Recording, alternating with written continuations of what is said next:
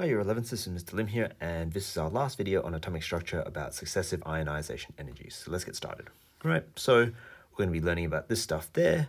All right, so what does it mean? Successive ionization energies. The energy levels, which means where the electrons are found in these regions of space, were confirmed by experimentation by removing successive electrons from the atoms, which means that you first of all take away the first electron, then you take away the second one, then you take away the third one, so on and so forth. Right? So that was the experiment.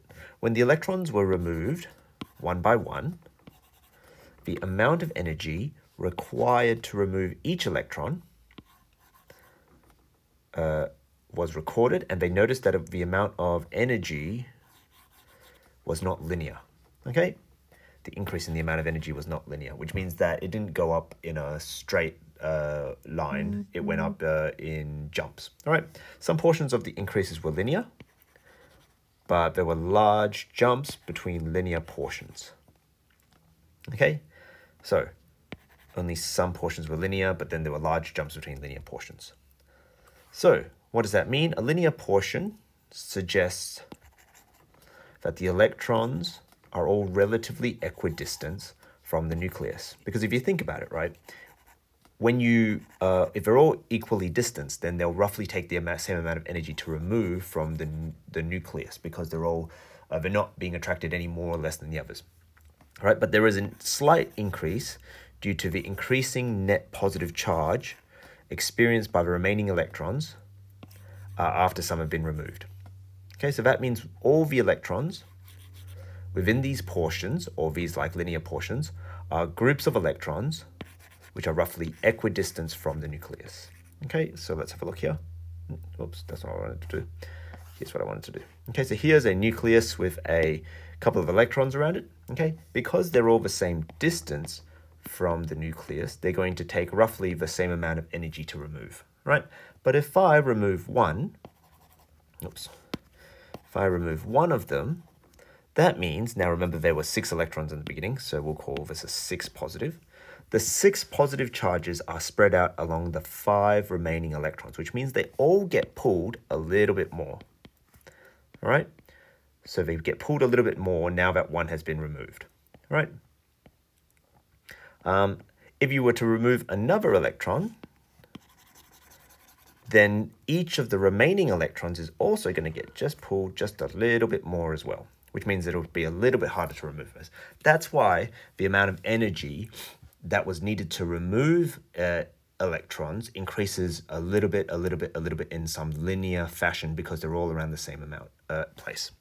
But if you're talking about, let's put these 2 electrons back. If you're talking about removing electrons from much further away, right, these don't get pulled as much.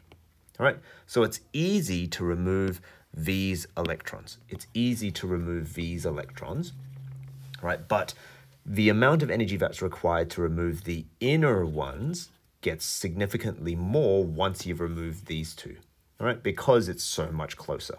So this was the evidence for showing that electrons exist in energy levels.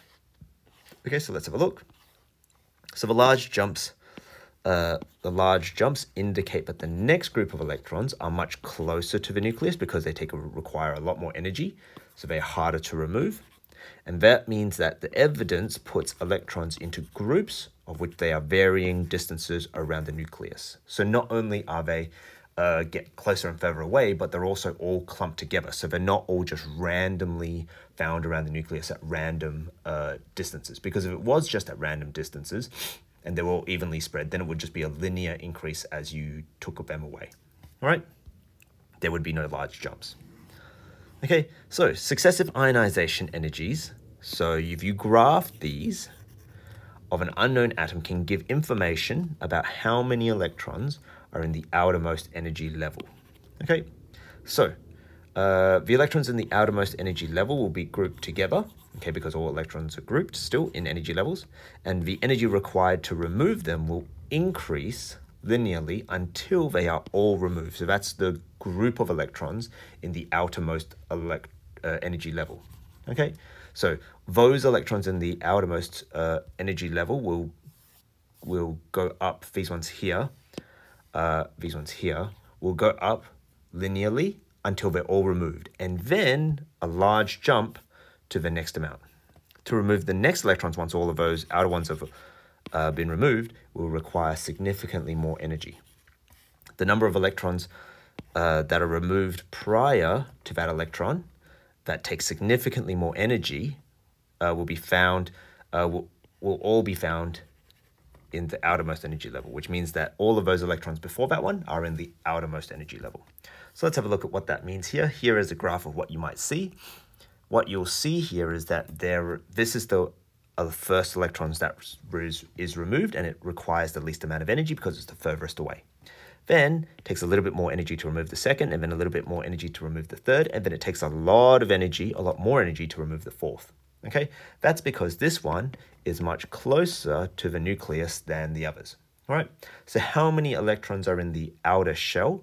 It was these 3 electrons in the outer shell, and then this one here is in the next shell. All right, this group here, and it's undetermined how many are in that because we've kind of stopped the graph there. All right, so that's how you would read a successive ionization energy chart. All right, so that's it. That's all for atomic structure. When we get back to school, we'll see how this all goes, and we can ask lots of questions. Adios.